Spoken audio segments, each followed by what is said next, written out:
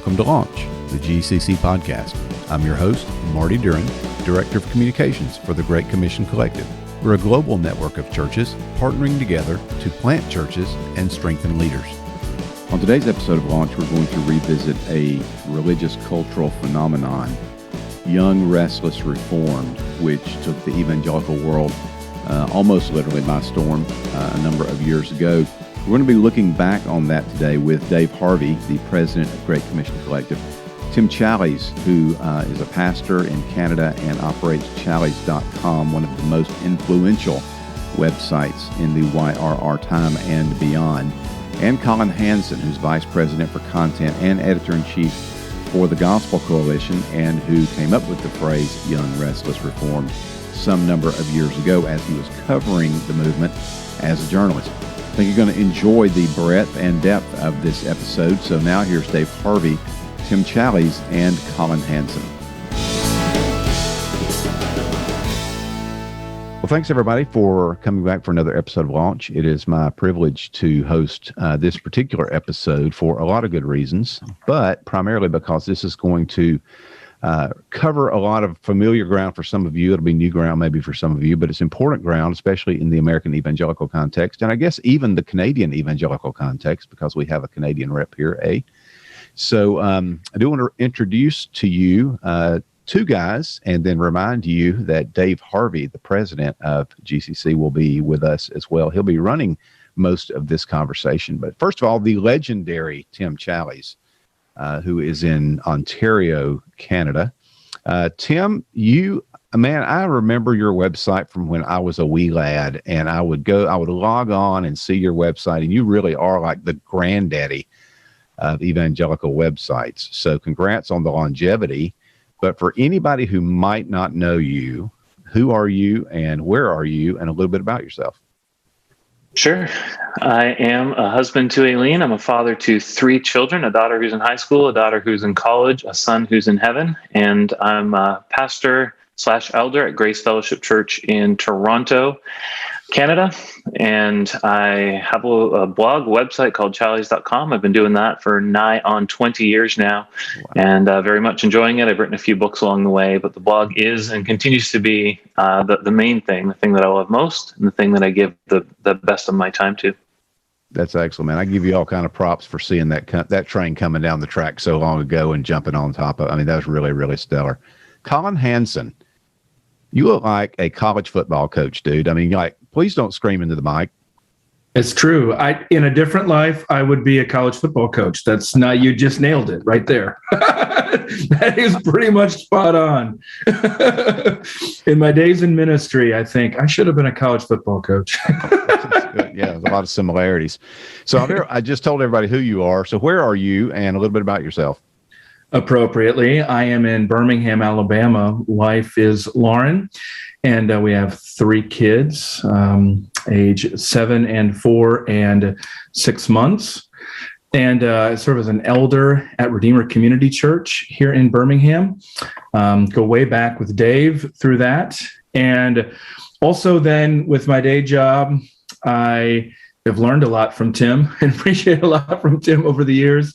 And I've been working since 2010 for the Gospel Coalition, most recently as editor-in-chief and as the vice president of content. And including in those responsibilities, I work on, I host a podcast called Gospel Bound.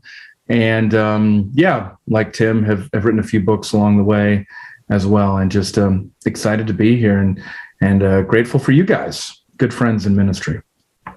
Excellent. So you guys are going to be talking about a really important topic, Young, Restless, and Reformed, these years later, and y'all are intimately involved in that. So Dave, I'm going to go ahead and pitch it over to you, and you just go where you want to.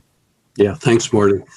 Collin, Tim, thanks for joining the podcast today. I've really, really been looking forward to the conversation. I think I represent one of the many people that feel somewhat indebted to you men for the work that you do, for the ministries that you have, and the way that you've served the body of Christ through your gifts. And I love the fact that both of you were able to join us, because you've both had prominent voices in this young, restless, and reform movement, Collin, by kind of interpreting it all the way back through your Christianity Today article in, what was it? Was that 2006? Yes, 2006. Yes. Yeah. And then you had the book a couple of years later. 2008, right? Yeah, in 2008. Okay. And then Tim, kind of as a commentator, more than a commentator, kind of a scribe of it and an interactor with it and a reformer of it at challies.com. So thanks for joining us, guys. I want to begin, Collin, with you. There may be some folks who are listening and they're saying, hey, I'm familiar with Collin. I know something about Tim, but what is this young, restless, and reformed thing? Why don't you give our listeners a definition and maybe sketch out or mark some of the defining moments in the emergence of it and perhaps in the decline of it? Sure. Yeah, both, or at least the institutionalization of it in many ways. Well, you really can just work through the language that I used of young restless reform to be able to explain everything. First, it was a phenomenon around the late 1990s into the 2000s that was primarily among younger evangelicals, especially in North America, but really because of the internet, manifestations all around the world. And so these are young people, especially coming from non-reformed or at least non-denominational backgrounds. So you typically with Reformed theology, you think about Presbyterians, think about certain branches of Episcopalians and whatnot, but you don't necessarily think about Baptists, even though Baptists do have deep Reformed roots. And so it was sort of an interest in a discovery of these doctrines of grace, of total depravity, unconditional election, on and on and on, limited atonement, irresistible grace, perseverance of the saints, the old tulip paradigm that became prominent in the 20th century. There was just a turn in that direction at a time when you would think that religion was all becoming about me. All of a sudden, these people were reading Jonathan Edwards and Charles Spurgeon and really thinking about the glory of God. And a lot of those young people were looking up to an older generation, the likes of John Piper as an example. So as one landmark there, you would say that the Passion One Day conference in 2000, sort of a stirring vision of God for young people to not waste their life, but to give their life for God in His eternal glory. And so you've got the young component, you've got the Reformed component in there that's kind of unexpected, Piper himself being a Baptist pastor. Other unexpected people like, those charismatics, ex-hippies from the Jesus movement, like Dave over there. Just all sorts of these different, and not to mention younger church planters, especially in urban locations. People have been inspired to start churches in places that evangelicals had fled, like Seattle or Manhattan, places like that. So, yeah, and that's really the restless component. And that was that was not some sort of an incidental allusion there. That was a reference to the fact that young people were very much reacting to something. And when young people react to something and they're a little bit agitated about it, they don't necessarily stop. So the question was, where's this going to go eventually? Is there going to come a point where it stops? And some people just kept restlessing their way onto other things, into the Anglican Church or to the Catholic Church or to fundamentalism or something like that. But there was just a sense of, I don't know exactly what's going to happen here. So then you have Dare for the Gospel Conference, which brings together Southern Baptists, Charismatics, and also Presbyterians in a way that we really hadn't seen in at least a generation or two. And then that's 2006. My article comes out then 2008. But really, we've got Tim Challies here representing the blogs and how the rise of blogging. I think about sort of the first time, at least in American culture, that I can recall blogging breaking through in a huge way was 2004. in the presidential election at that time. It was really a time when people realized the power of blogs. But you had people like Tim who were already laboring away, or Justin Taylor or Trevin Wax. A lot of the younger generation were taking up this new medium to be able to communicate and apply this Reformed theology that in many cases was not being taught by their church leaders at the time. And they found that online community. So I could say more, but we're really looking especially at that like 2000, 2006, 2008. Around that time, the Gospel Coalition starts. And, I would say there were always controversies and challenges, but I would say a lot of the controversies began to be seen at least by 2010 and really picked up through 2012, 2014. And then if we're talking about the decline, I would say the fragmentation of this as a movement was pretty well in place or in process by 2016. A lot of it related to political dynamics and transformations, especially in American culture. It's my basic overview interpretation. You guys have a lot to add, I'm sure. Tim, I want to ask you a question and get you reflecting on what you're grateful for. But before I do that, Collin, I was going back through Reformed Resurgence just to think about our interview today. And one of the things I was thinking about with respect to the YRR was that there really was no organizational center. And then I read how Brad, is it Vermerlin? Vermerlin. How he had made the comment that it was really relationally constructed, right, and that the leaders had a kind of symbolic capital. And so there was T4G, there was, TGC had formed, and you two guys, but no organizational center. The Band of Bloggers network. Yeah, the Band of Bloggers. Absolutely. So you're nodding your head. It sounds like you think that's a legitimate and maybe an important observation. Well, I think there's a difference. There are differences between movements and institutions. And movements tend to be informal. They tend to be collegial. They tend to be networked between individuals. They tend to be media oriented from platforms. So in one sense, there is no Young Restless Reformed headquarters. There never has been, except wherever Tim Challies' laptop travels. That's kind of the way it works. It's media platforms. I think that's what Brad had articulated. That's not a new thing. That's standard for evangelicals. That's the way evangelicals have always networked, whether it would have been the first Christian newspaper in North America, The Christian History, which was during the First Great Awakening, inspired by Jonathan Edwards, edited by Thomas Prince Sr. and Jr. in Boston. Very similar dynamic back then, just different technology. Now, when I got this, I've been thinking about this, of course, a lot over the years, but one thing, when I came into my position at the Gospel Coalition in 2010, my job was to sort of continue to help amplify some of the amazing work that Tim had already been doing, as well as other people like Justin Taylor had been doing and Kevin DeYoung blogging through the Gospel Coalition. But I even recall back then, the movement dynamics are inherently unstable. And my goal, just coming out of seminary at the time, was to use the Gospel Coalition to help institutionalize things so that when the movement nobody was ever wanting to interview me and Tim anymore about this movement. What would be the case is that there would be these churches and these pastors and these seminaries and these books that were going to outlast all of us institutionally. And so that was I had done a study in a book on revival during that time, and that was what I saw as the weakness in revival, that it never institutionalizes according to the ordinary means of grace in the local church.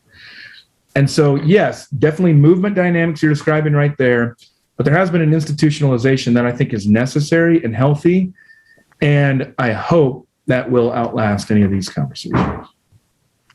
I think what you touch on there is really important, that it began, as far as I can tell, very organically. Yes. And you had referenced people were reacting to something. I think a lot of the reaction was against the church growth movement. People were in churches and just growing weary of this bigger, this press to do things. And you had the Passion of the Christ come out in the early 2000s, and people thinking, this is the greatest evangelism opportunity since Pentecost. And churches mobilizing around this, another organic or another movement anyways. And then Rick Warren's books and others sort of drawing people into this version of Christianity that was just trying to get bigger and bigger, kind of a big box Christianity, and becoming very anti-theological, anti-doctrinal in its own way. And so when people discovered the doctrines of grace, I think they were relieved to find there's real meat to the Christian faith. We don't have to live out this lowest common denominator kind of faith. We can really have content to our faith. And that's where I think that happened organically through this new medium of the internet. You have to remember that at that time, there was no Twitter, there was no YouTube, there was no Facebook. None of these things existed until around 2004, 5, 6 in there. So it was really blogs and forums, which is where this was happening. And it grew out from there organically. But then, as you said, began to be institutionalized over time. And so it was no longer quite as organic. Yeah. Well, and with the institutionalization came alignment. You had to align yourself with institutions. And then with alignment came settling into opposing camps. If you were not aligned or if you were excluded from one of those camps, then other exclusionary camps would emerge from there. Another reaction, just to amplify from Tim's comments there, another reaction would have been to the emerging church, which was the one that I was thinking about, especially as I was kind of you could triangulate Young Restless Reformed between three different groups. One would be like mainline Protestantism, which was in a steep decline at the end of the 20th century. That's what I came out of. You could overlap that, same thing with Roman Catholicism as well. You could overlap that with the emerging church, which is really the flip side of the church growth movement. Church growth movement was a boomer-based phenomenon, but a lot of the Gen X and younger people were reacting, saying that's not going to work. They were starting other churches, church planting movement coming up, but there was a lot of debate there about how much should we change our theology. Some of the most prominent members of that movement, such as Rob Bell, really shifted in a revisionary way. And so, yes, part of the Young Restless Reformed reaction was also to that emerging liberal theology and a reassertion of traditional evangelical beliefs. Tim, one of the things I appreciate about how God has used you and how you have been positioned during this whole, astounding development of the Young Restless and Reformed, and then some of the implosions, is that nobody would consider you like a company man of the Young Restless and Reformed. You bring legitimate, circumspect critique, and you seek to reform and refine, and then you celebrate. And so I'm thinking it would be really interesting to hear you reflect a little bit on the kind of things that you're grateful to God for that had taken place through the Young Restless and Reformed. What are you hoping people will look at as they reflect back on it? Yeah, so probably the foremost one would be conversions. There were a lot of people who came to faith through the Reformed movement, which really just means through the Reformed people in Reformed churches.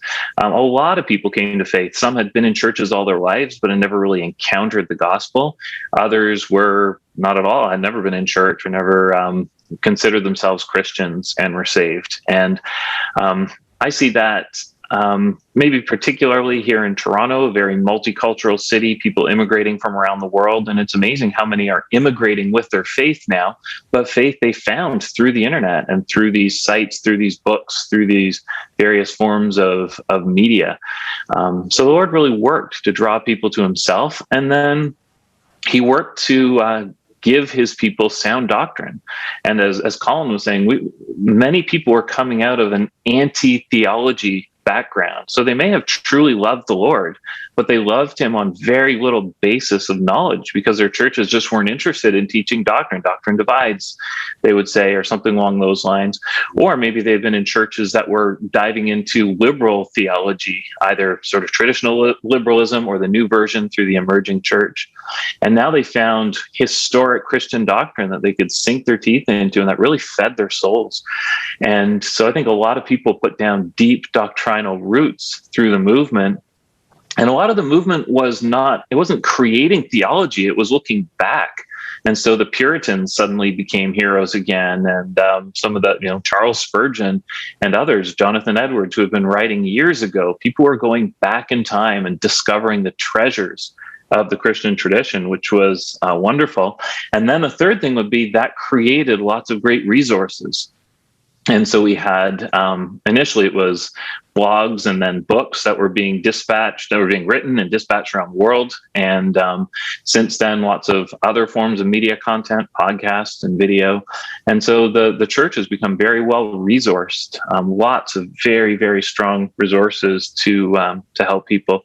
And then maybe the fourth thing would just be its worldwide impact. I've had the opportunity to be able to travel far and wide, and everywhere I go, I can find people who have been impacted by this movement, find people who have been reading the books and watching the videos and all of that. So what began primarily in America with little outposts in Canada, UK, and elsewhere really did spread internationally to become a true international movement. And the Lord used it and still is using it all over. Yeah, I think about the. I was just going to say, I think about in the looking back and the doctrinal, the doctrinal focus that it was a looking back and a doctrinal focus on the gospel that I think became one of the just the elevation of the gospel and then the unity around the gospel. That was breathtaking. I remember being at the first T4G I think it was 2006, and it was at the Galt House, and then attending the next 3 or 4 and seeing the swelling attendance and the infectious enthusiasm that appeared to be around the gospel, the worship, the messages, and it was, it was pretty exhilarating to be a part of something that was uniting that kind of diversity around what we all most treasure.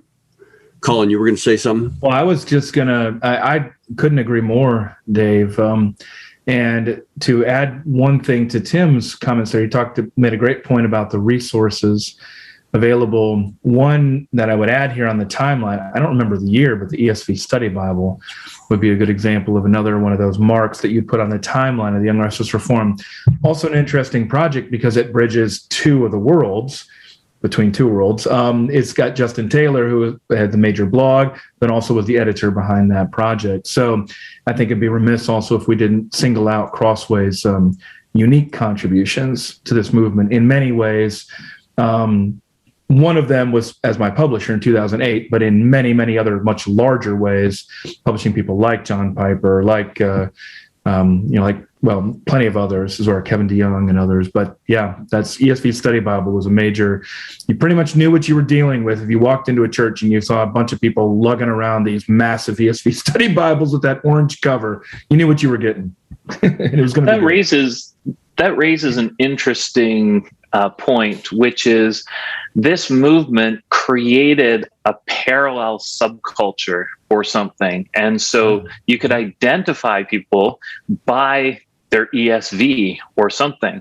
There were so what we essentially did was we seceded from the rest of Christianity in a sense and just set up parallel everything. We created our own celebrities. We created our own Bible translation. We created our own conferences. We created our own seminaries, our own publishing houses. That's overstating it, but we just set up parallel to the rest of the Christian world with relatively little overlap there. Maybe somebody like J.I. Packer overlapped the worlds, and there were a few. But generally, we created this whole parallel structure. And I think that's part of what we're seeing now is the dissolution of that parallel structure as it starts to maybe divide into multiple or other structures coming alongside now the Reformed-ish one and being a subculture or something. It's very interesting. Well, let's pick up on that for a second because, Collin, you mentioned your book, and I think if one picks up your book and takes a look at the chapters, each chapter is built around a ministry or an institution that at the time somehow embodied Young, Restless, and Reformed. And some of them are still running strong. I think of Al Mohler, Southern Seminary, John Piper, thank God for them. Others no longer even exist, ministry-wise, like a Josh Harris. In fact, as I was thinking about this discussion, Collin, first time you and I ever met was in Josh's living room. Yeah, it was. I think it was actually the kitchen, but yeah. So Mars Hill would be another example. So Collin, let me pitch this to you first. Yeah. When you think about those, those implosions, how do you interpret the impact as, what is it? Is it connected at all to being young, being restless, being reformed? Both. I don't think the reformed side of things, except insofar as reformed theology is, sorry for the Presbyterians listening, not something you're born into, something you need to opt into, usually comes with a certain level of learning. And as a result of that, it does tend to attract some people who are more arrogant, more sure of their own capabilities there, incisive in their critique of others. So there is that dimension in there. But I think, Dave, there might be an interesting way here to bridge a couple different generations. And so you saw the implosions not just in one direction, but in two generations. There were some major boomer network implosions, individual implosions, but then also of Gen X. I think there's a little bit interesting dynamic. So the Jesus movement, and you're really more of an expert on this than I am, the Jesus movement was always this interesting mixture of sort of wild spirituality, but also authoritarian leadership. Somehow those two things would go together. Well, authoritarian leadership is pretty hard to sustain over a long period of time without making a lot of enemies. That's one thing we saw in some of your circles, especially within the Sovereign Grace network there. So there's the charismatic dynamic. And I mean to say that's not merely reformed, because you could look at the same in a lot of the other networks or churches that came out of that period. It's not an exclusive thing. Then you have another network of sort of the authoritarian suburban megachurch. Another one we could look at there with Harvest, another sort of major implosion there. Well, again, was it the reformed part? Well, I certainly don't think, and it wasn't young. But now look at that. The megachurch phenomenon has had a huge problem. So if you looked at Chicago and you looked at Harvest, you wouldn't have just seen an implosion there. You would have seen an implosion at Willow Creek as well, right in their backyard. So there was something about the boomer megachurch thing with the celebrity pastor or with an authoritarian leadership structure, especially if they also had charismatic or Jesus movement backgrounds. That was an unstable compound that did not age well for a lot of people. Now, let's compare that to Gen X more quickly. Well, Gen X, add there the celebrity that came from the internet, and add there the celebrity of the unique kind of the emergence of generation-based church planting. Of you could carve off all of the 20-somethings in your city by pitching them as not your grandmother's church. That, by the way, that was what the church growth movement had done. Certain people like Mark Driscoll just grabbed the church growth model, adapted it to the new church planting paradigm in secular cities, grabbed some reformed theology to kind of undergird it, but you had the same problems. Again, you had young people who were they got too much power, add the internet, too much fame, too soon. You could throw Josh. Josh kind of bridges these different gaps in there because, of course, he was famous, but he got famous early because of this emerging youth culture in there as well in the 1990s. And so there are just some commonalities here that are not exclusive to the Reformed, not exclusive to the young, but are part of just our evangelical inheritance, especially in North America, of some of the underlying illnesses that I don't think were expunged just because somebody was reading Charles Spurgeon. Tim, one of the things that I'm thinking about as Collin's talking is that, when I think about the Jesus people, there was very little relational construction, to go back to the pocket of conversation we were having earlier. But I'm wondering whether the relational construction of the Young, Restless, and Reformed in terms of the leaders made it more difficult for them to identify weaknesses. I'm thinking of an article I remember reading by Carl Trueman where he talked about what happens when movements have what he called a skinny gene pool. Where you create a more narrow band of brothers who are evaluating. I wonder if you have any thoughts on that, Tim. I'd like to hear Collin on that, frankly. I think he's going to have better insights on that.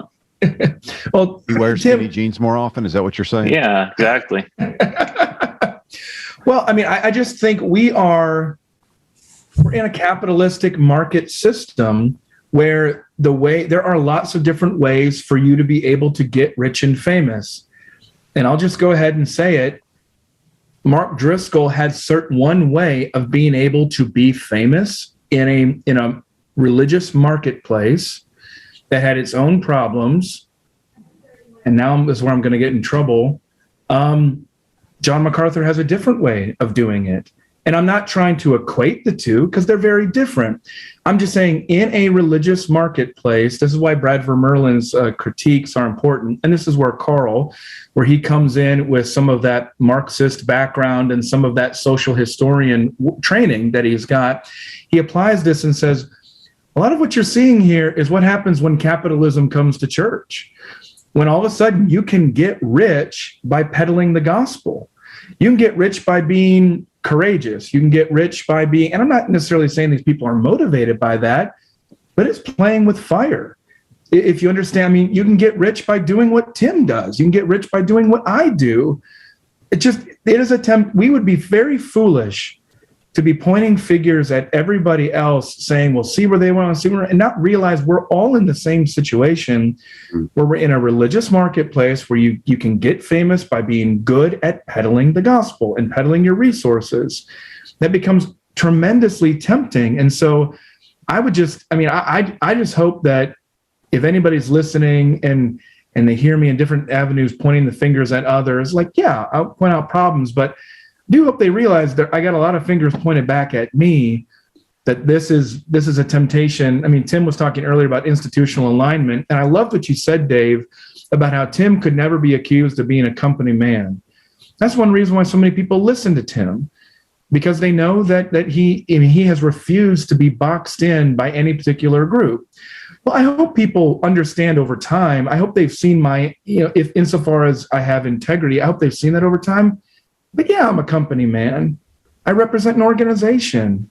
I represent an organization that has a vested interest in people getting along, which is not very easy to do these days. So yeah, I mean, I just think there's major temptations for all of us, including me, who I don't want people to quit and be angry at me because that hurts our bottom line. And then I can't do as much. I can't pay people as much if that happens. I hope I'm not getting totally off base here. It's just, I'm Tim, you can pick up there where I might be wrong or saying something untoward. Well, I mean, it's certainly understandable that any institution you identify with or are employed by. Yeah, and you're a pastor. You got plenty of constraints. Exactly. We have to live within those realities. Yeah. I think one of the things that's in play is that when this became a movement, it gravitated away. It was no longer centered in the local church in some ways. And therefore, that made us feel like we were all in something together and therefore had the right to speak to one another, critique one another, build things in opposition to one another, etc. There's a lot of power, a lot of money, even just up for grabs, a lot of competition within the movement for eyeballs, for influence, for power, for money. Another thought is that from the get-go, we as a movement gave out authority on the basis of accomplishment, not character. And so somebody who could gain a lot of people in his church gained a lot of authority within the movement. Or blog readers. Right. Any measurable metric, we gave those people authority. And so we got book deals, or we got conference invitations, or we got everything else. Most of us the younger folk were not up for, we weren't ready. We didn't have the character in place yet. And so we were measuring all wrong. And that's where we had so many people rise up and then blow up, because they didn't have character to undergird. They just picked up some Reformed theology along the way. They knew how to say it. They gained some success, but they didn't have character that would allow them to lead an organization, lead a church well, wouldn't allow them to stay married to the same wife, wouldn't allow them to really live a godly life. And so we valued what the world values more than what God values in some ways.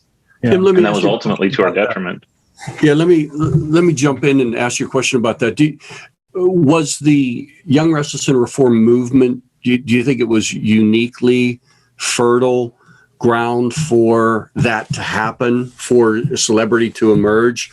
Or do you see that as inevitable in any movement, particularly in the internet age, as carrying that same possibility? No, I think I don't think it was particular to the Reformed world. I would just like to think we ought to have known better. We're the ones who are reading the Puritans and their emphasis on character, and had heroes like Jerry Bridges and others who were just good, godly men who spent their whole lives focused on the character of God and the character of the Christian. So I'd like to think we would have had the theological underpinnings to say, you know what, we need to let these people gain authority in their local church. I've been on the speaking circuit, or whatever you want to call it, for 15 years now or something. I can think of one case where somebody's gotten in touch with my local church to say, hey, do you recommend this guy? I kind of think that should be 101 for us, that before we invite anyone to speak on a big platform, we should check with their local church and say, hey, who is this guy? Do you recommend this guy? Does his church respect him? But we built the other way around in a lot of ways. We'd call people to our churches who are famous out there, who are well respected in the world, even if no one in their church could stand them. So no, I think it's part of what it is to be human, and then just amplified through the internet, is that we like to raise up celebrities based on all the wrong criteria. And I think we paid some of the cost for that. The good example of what Tim is talking about there, to bring it back, would be Josh Harris. So the reason he crops up on the radar is because he writes a book. Well, he writes a book that sells millions of copies. That's how it happens in that marketplace, and that's how he gets elevated. And then the only thing that I would add that might be particular to the Reformed side, and this came from Aaron Wren writes a lot of kind of critiques of this stuff and me and TGC and whatnot, and he was writing about a recent conference. I think it was Aaron who said this, but he was saying, I forgot just how good they are at teaching, just how good these folks are at teaching. Okay, well, that is a marketable skill. That is a sellable skill, to write books and to be able to teach well, especially in a YouTube generation. So yeah, there was particular giftings there that matched well the economic environment that then created the circumstance. If you're writing good books, you're teaching good messages, you're going to get more well-known, you're going to get those invitations. Maybe the Reformed community has a little bit more affluence because of what I said earlier about the opting in. There's a bit of a higher education level in general. So you have more conferences, more travel, whatnot. So yeah, there's some particular dimensions there. But I think if we're looking at overall from the grand sweep of history, if we probably looked at the Reform movement, we would see, yeah, it kind of looked like some of the same temptations as the Pentecostal movement, as the church growth movement. And as Tim said, that's not really an excuse, because the way we talk about ourselves and talk about how our understanding of the Bible and everything and grace, well, we certainly should have known better. It's a good point, Tim.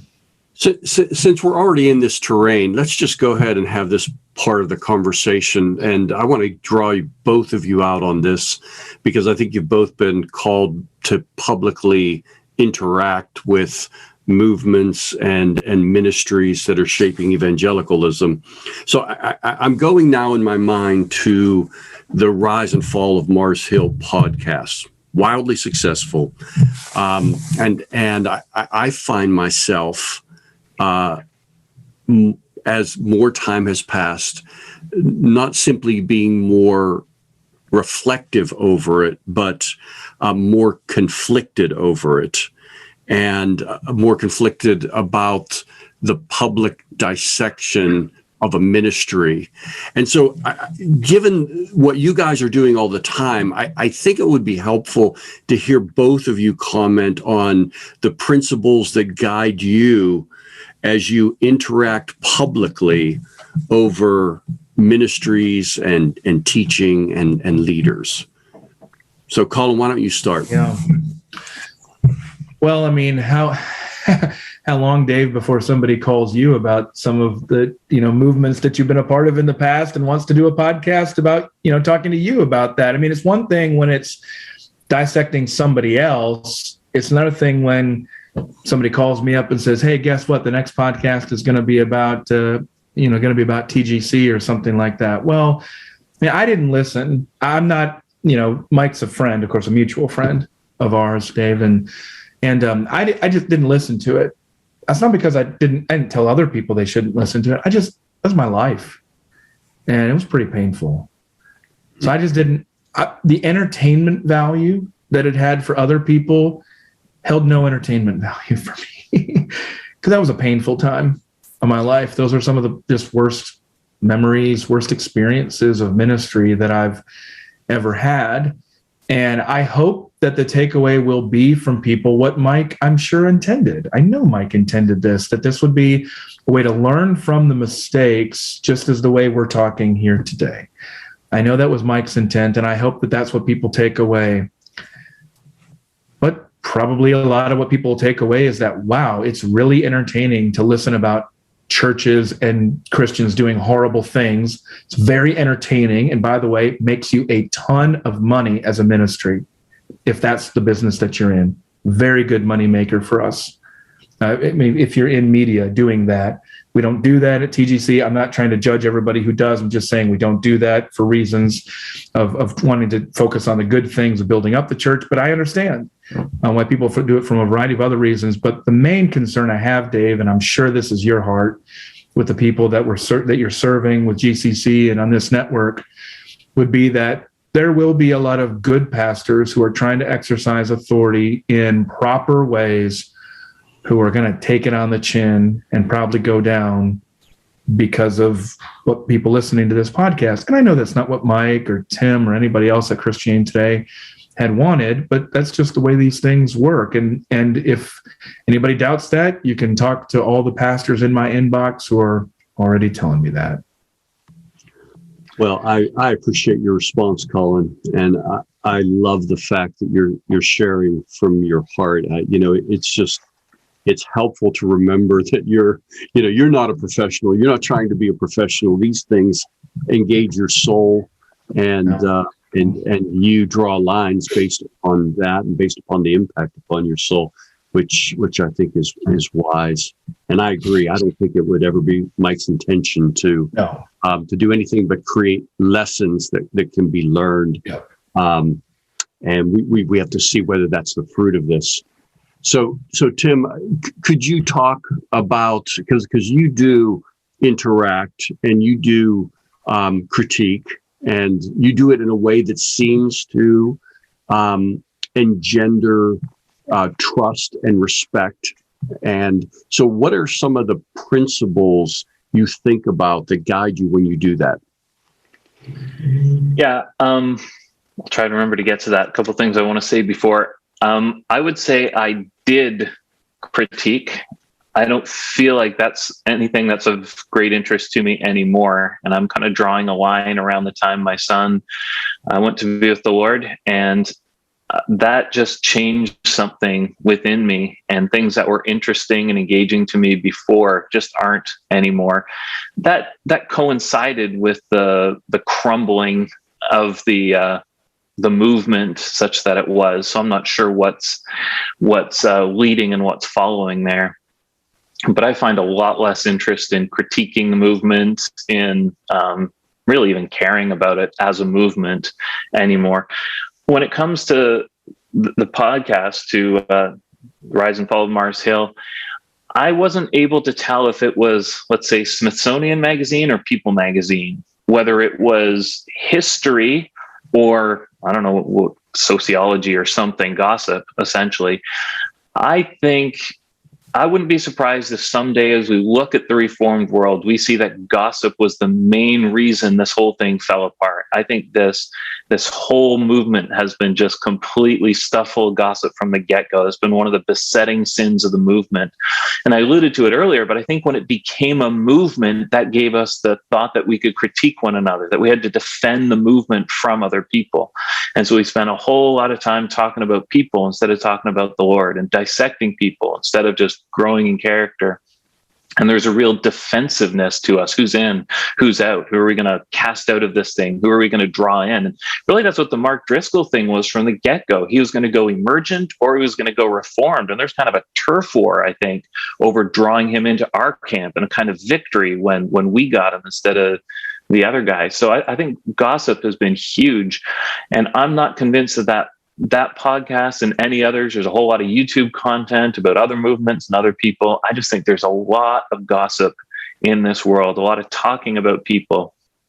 And I'm just not, I think there's a good historical case to be made that we should examine these things and learn from them. But I think that has to be handled more historically, theologically than possibly the way that podcast was handled. And especially, I think the podcast evolved as it went on. And so by the end, it wasn't the way it started. It started very formal, ended kind of very informal. They got longer and more rambly as they went on, et cetera. So I just think I think that just proves it wasn't history. It wasn't a telling of something from a historical perspective. So all that to say, I don't want this to become a trend. I don't want there to be more podcasts about more movements, dissecting them, et cetera, until it can be done historically by historians, by people who are going to be as objective as they can, and really draw out some of the lessons that really are applicable as churches, movements, organizations, whatever, as we progress. Well, let's move to wrap up, and in doing that, let me ask you both to reflect and pick up on what Tim was saying on the idea of drawing out the lessons, and just give you guys both a minute or two to comment on what are the lessons that you hope leaders would be carrying away from the Young, Restless, and Reformed movement. What is it that you hope is going to live on in their hearts and in their leadership? Tim, let's start with you. Yeah, I would want people to understand the centrality of the local church, which was, in theory, what the whole movement was about. And many of the organizations, TGC, T4G, they really were about resourcing the local church and about enhancing or just focusing on our love for the local church, the necessity of the local church. And I think individuals kind of got off track on that from time to time. But overall, I think that focus on the local church is healthy and must be healthy. And as we see these organizations rise and fall and movements rise and splinter, the local church remains central. That remains the main thing. And then the focus on character. Theology is wonderful, but it needs to have character as well. We have to have godly character to go alongside our biblical doctrine. And so I hope people are really elevating people within their local churches to positions of leadership who have their doctrine down, but are also marked by fruit of the Spirit, marked by those character qualities that are so precious to God. And then I hope one of the fruits is not skepticism toward the church. That the people who are young and restless are the ones who in some way I think are most prone to skepticism, to think that the falling apart of this movement or whatever has happened really could leave them with deep scars. But I hope, again, they can focus on the local church and say movements rise and fall, but the local church is God's plan for the world. He's got no plan B. Movements, if they come along, can serve the local church. They'll never supplant it, never replace it. Let's just focus on the local church, focus on ministering well there, serving people well there, with a little bit of time the Lord gives to us, and then go and be with Him and leave it in His capable hands. That's very helpful. Collin, how about you? I'm really just sort of, I'm still processing what Tim had said about just some of the changes in his life. And And obviously I was thinking and praying before this conversation, Dave and Tim, thinking about both of your experiences. And it made me think about just how the people I want to work with, the people I want to learn from, the people I want to look up to are those people who have remained focused on Jesus himself, who have a desire to be intimate with him, to talk about him, to delight in him, to glory in him, to share about him with other people. Those people who then demonstrated that character over time. It's one reason why it's really easy for me to talk. Just to talk with you guys, because I've known both of you for so long in different capacities in different ways, and I've seen that character over time, and it's the steadiness that I appreciate. And I guess that's one lesson I take away is I don't take that for granted anymore. I don't take friendships for granted, and I don't take that steadiness of character for granted. And then beyond that, it's this life, in this world, we will have trouble. It's a fallen world. You guys have experienced it in, I think, the most acute ways possible. And that's the stuff that I'm drawn to learn from, to just watch and see how that real belief, how Jesus himself and what we really believe about him plays out in the hardest of moments. And when I think about I'm just still processing all Tim's saying about critique and all those different things. When I think about the Young Restless Reformed movement, for me, it's the interview that I did with my friends Justin Taylor and Kevin DeYoung with Tim Keller in January of 2021, processing through his cancer and listening to his pancreatic cancer, his terminal diagnosis, and just listening to him saying, wow, I've known Tim for a long time. That sounds like a man who's experiencing a spiritual revival right now. And it felt like a holy moment. And those are the moments that, what's going to be remembered will be Tim's blog, my book, Rise and Fall, Marsville podcast. Yeah, but it's not going to be what I take away from it. It's going to be those moments. It's going to be watching you guys, praying for you, just agonizing with you and entrusting you to the Lord in those situations. And it's going to be thinking about those men I looked up to, of how they finished well. That's what's going to matter to me. And I hope that's what other people pick up. I hope that's what they're picking up from this podcast here. I just want to go ahead, Tim. I just want to add one thing to the end of this is that, both Dave and I have experienced tragedy in our lives in the last little stretch of time. And, society around us has experienced tragedy in its own way.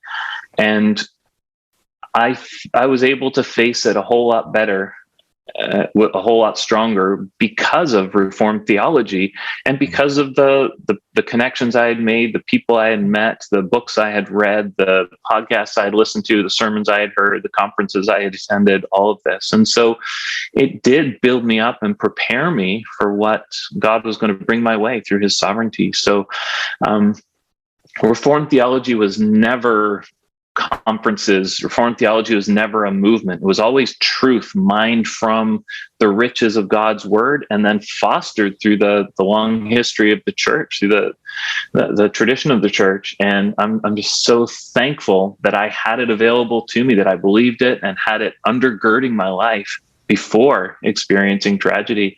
And so I'm very thankful in the end analysis for Young Restless Reformed. Glad for the way it's impacted my life, and thankful especially for Reformed theology embedded in the local church, carried on by faithful leaders. Oh, amen. Dave, you have anything to add at the end? Oh, I think the conversation has taken a decisive turn in my soul, in what Collin was saying, and just reflecting upon how that was touching down for me. And then also, this probably wouldn't surprise Collin at all, but Tim has been an enormous help to me over the last 3 months. in helping me mark pain and points along the way to understand some of what's going on. So I think I just want to say thank you to you guys, and for a great conversation, and for being friends, and for being the kind of leaders that you are, that creates not simply the content, but by the grace of God, the character behind the content.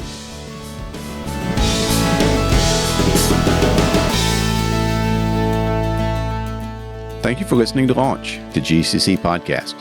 If you haven't subscribed already, why not take a moment to do that in your favorite podcast app? Also, rate and review the podcast when you get a moment. That helps us with search results, and recommend us to your friends, maybe other pastors that you know who will benefit from the content from this podcast. Also, don't forget to check out our website if you haven't done that already. It's gccollective.org. That's gccollective.org. And there's a lot of helpful information. There's articles. There's how you can join the GCC, whether a church planter or an existing church, and plenty of other content that'll help you grow spiritually and encourage you in your leadership journey.